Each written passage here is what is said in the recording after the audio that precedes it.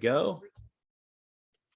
Hey everybody, Economic Ninja here. I hope you are doing great. I have a really awesome guest today and I want you to auger in. And the reason why is because I have a coffee right now in my hand during an interview for a reason, because I used to listen to this man back in 2010 when I was just starting in precious metals, talking about markets, volatility, what was going on after the Fed started just running the money printers wild. And well, shoot, I'm just going to talk forever. I just need to dive in. David McElvaney, how are you doing? Doing well. Thanks for inviting me on. I'm glad we've got a little bit of history that I just discovered this morning. Yeah, we do. So this is the first time I'm meeting you personally, and I really do appreciate it. And I really can't emphasize enough that I listened to your YouTube channel for years and got so much information. And I used to sit there with a coffee, driving to work, and I just love the depth of conversation. And your YouTube channel is McElvaney Financial? Is that That's right? Yeah. Perfect. McElvaney Financial, and we've been doing it. This is our 15th year.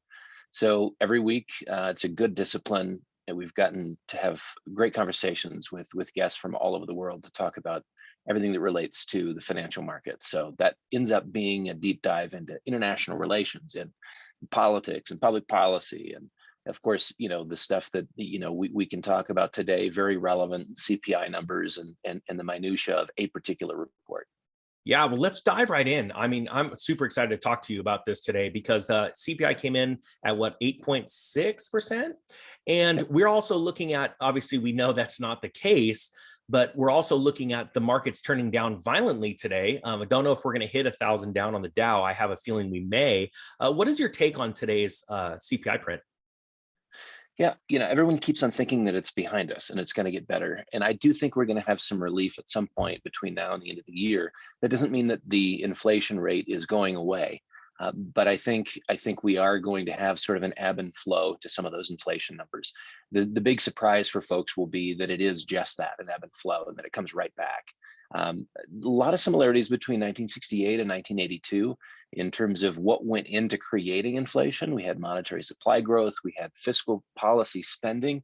This is coming out of the Johnson administration and sort of the guns and butter policies. We funded a war, then we had social programs.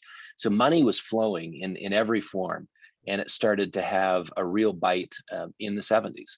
But it was seen by the French. That's why we closed the gold window in 71. They started taking gold from Fort Knox instead of greenbacks. And so a lot of things were happening, very interesting, that related to the currency. But inflation remained low, 2%, 3%. And then all of a sudden it went to 3, 4, 4, 5. And it gradually moved higher, not in a straight line. It was, ebbing and flowing all the way up until the double digits. And I think that's where we're headed. We are heading to double digit inflation.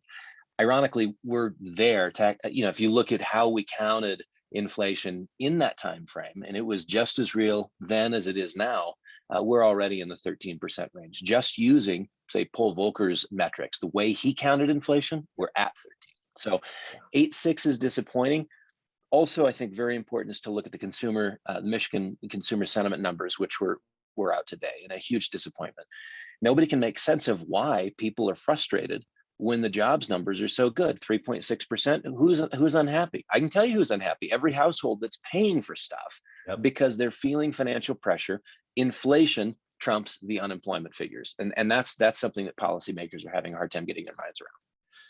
That's very well said. And it's been my thesis for a while that the Federal Reserve is not going to be able to raise their Fed funds rate much over 1%. And the reason why is because as they raise that Fed funds rate, so does all of the other interest rates go up. We see credit card debt, we see mortgage rates, car loans, everything starts to rise alongside of it because the lenders want to make money or keep up pace with the Fed funds rate, or they're just going to put money on loan to the Fed. So with that being said, we're starting to see mortgage applications fall off a cliff. All kinds of consumer debt right now being hit hard. With that, where's the Fed going to be able to go? Because if they can't keep raising this rate, because reality, they have to raise their rates to stay up higher than the real inflation rate, right? Similar to what Volcker did to be able to squash inflation. So where do you think they can go from here? I don't think they have a lot of leverage. I don't think they have a lot of room to move. Yep. We look at 3 and 5, 3% on the 10-year treasury, 5% on the mortgage rate, your 30-year fixed. And these are sort of lines of demarcation. We got above 5 on the mortgage rate, and all of a sudden we began to see a significant change. Sentiment is very different. People aren't lining up to, bid up prices on homes, there's a little bit more caution. Why? Because that's just the way it is. You can't afford from a cash flow standpoint as much as you could even a few months ago. And 3% on the 10-year is also very significant. What it suggests is that they're already 200 basis points behind. So the Fed is behind the curve. If you looked at inflation, of course, you could say they're 6 or 7%, 8% behind. Oh yeah. Because the Taylor rule would suggest that they should be probably 150 to 200 basis points higher than the inflation rate. Yep. So, they're just behind. Your point is well made. If they raise rates too much, we have a leveraged financial system. We have corporate balance sheets which implode because they have to have all of this debt that they've accumulated through the years refinanced periodically every 2, 3, 4, 5 years. And if it's at significantly higher numbers, it's catastrophic for those particular entities. So if you're in debt, higher rates mean that at some point in the cycle of again, refinancing, essentially, it's going to take a major bite out of your bottom line. Yeah, this makes me think back to 2004 to 2006 when the Federal Reserve started their dot plot plan and started incrementally raising rates about 25 basis points for a couple of years until they hit, I want to say it was 4.5% or something like that number. They just plateaued off because by then everything was starting to collapse in 2006, and then they had to start aggressively lowering rates. Ironically, though, that's a totally different picture than today, where we have a Fed funds rate at still sub 1, and even if they were able to get it a little over 1, they're not going to be able to get it to 2.25, 2.5 like they did in 2018, yet another time when it started to collapse. So where do you think we go? Do you think that we could actually see a negative Fed funds rate? Well, I mean, they're in a real pickle because to continue to keep rates low or even take them negative, as we saw the European Central Bank do for the better part of 8 years, causes all kinds of chaos. It's good on the front end. I mean, think about the Greeks. For a long time and up until 12 months ago, they were financing their debt cheaper than we were here in the US. Can you imagine? Greek finances and their 10-year treasuries at 70 basis points. Yeah. And ours is incredible. double that. Yep. Right. Well, now it's changed. Now they're at 4.35 this morning. Right. And it's come up fast. It's come up really fast. And the reality is, if the ECB steps away, and the same is true for the Fed, if the ECB steps away, now we're dealing with real rates. Now we're dealing with real economics. Now we're dealing with the fact that they don't have the money to pay on 4% debt. And so the wheels start to come off for the Eurozone and for the Greeks. And so we end up having something of a repeat of 2011 and 12 in terms of the crisis dynamics within the Eurozone. I don't think we're much far off from that. We can take it negative, but you're going to promote higher inflation for a longer period of time. They have to take rates higher if they're going to fight inflation. This is their catch-22. I absolutely agree with you. The problem is you and I are looking at that through that lens of they actually want the economy to get strong. The problem is we are in a very interesting dynamic. I talk about where 2000, we had a stock bubble, 2008, a real estate bubble, and I call this now the currency bubble, the worldwide currency bubble, on the heels of central banks around the world and governments making central bank digital currencies. So if you look at it through that lens, that would be a pretty incredible opportunity for central bankers around the world during a crisis, and don't let a good crisis go to waste, to be able to allow a new currency to come in and flood the market with liquidity in a new type of currency, like on your cell phone. Do you have any thoughts about that?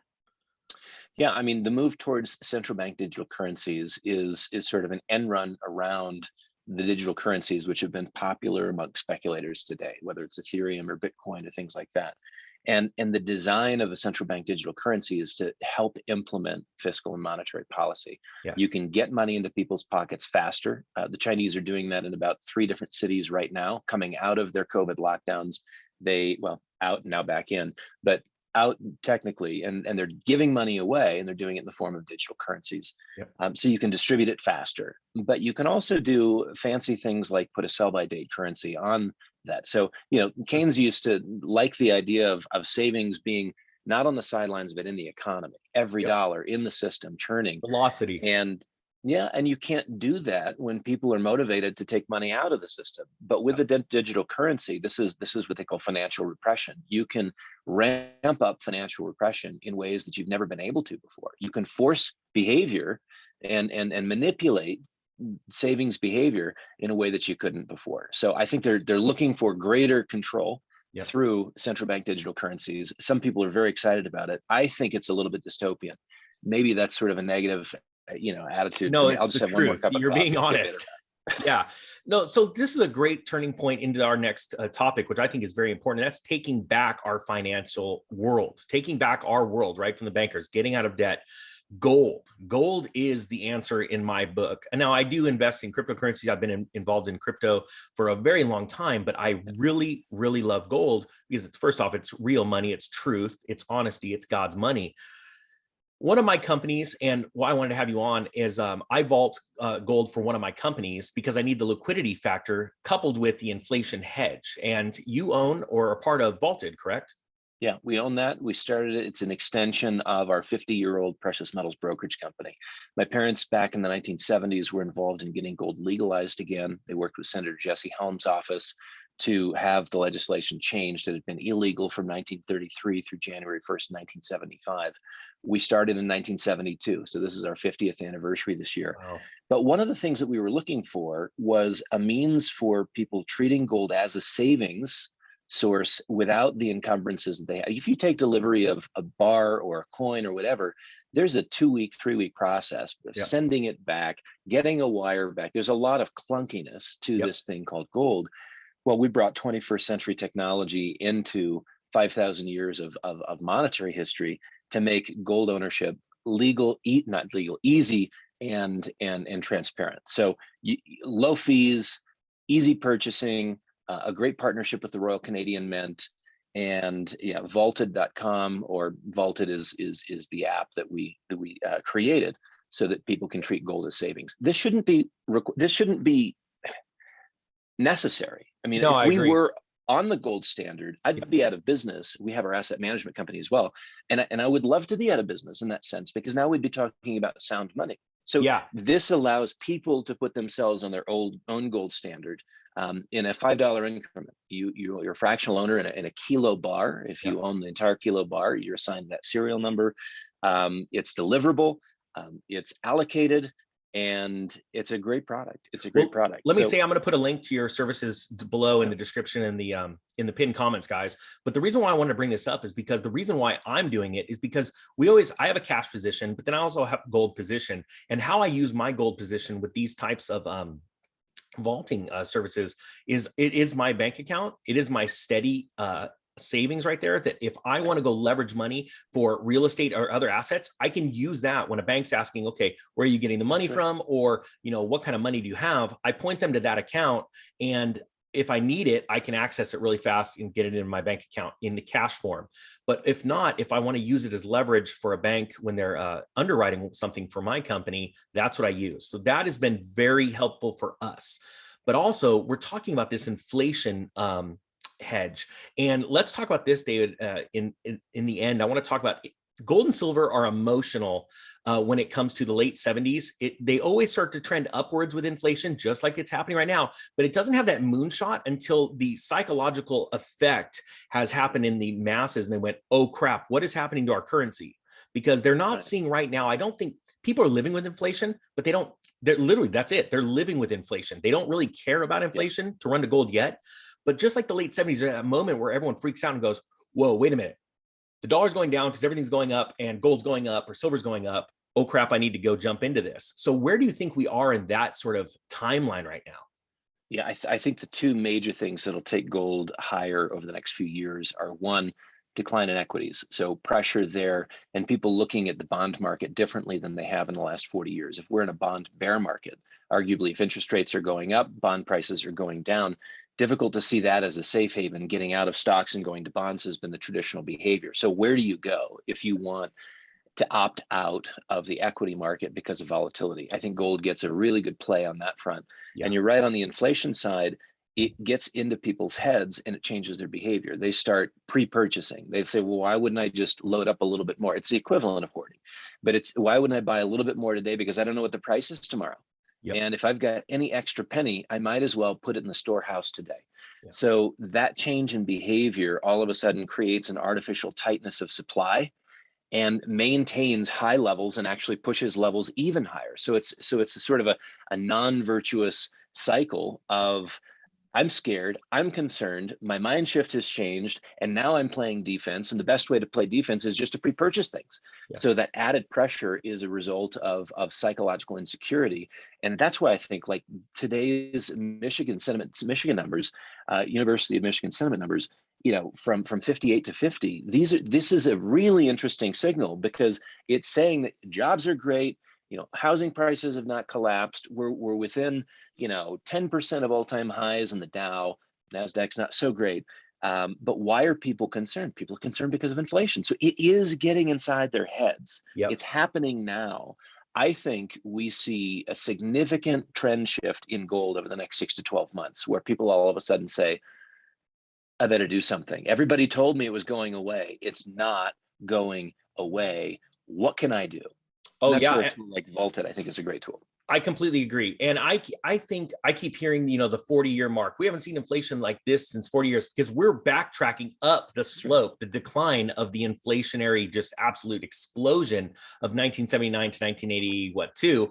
And wait until we go past the peak. And that is where I think, and quite frankly, I think we're going to see it around 6 months, even earlier than that. I think it's going to get nutty. Yep. No, I agree. These are very interesting times. We try to look past even that to say, well, what's next? Beyond a gold bull market, where should you be moving? And, like our asset management company specifically focuses on hard assets. Yep. And, infrastructure, global natural resources. We are interested in precious metals miners and especially real estate. But, I think we have, in the interim period, is this a 2-year period? Is this a 3-year period? We have a number of years where precious metals are going to do very well, in my opinion. I could not agree more. Well, thank you so much, David, for coming on. And again, where can they find you on YouTube? Yeah, McIlvany Financial is where we would be on YouTube.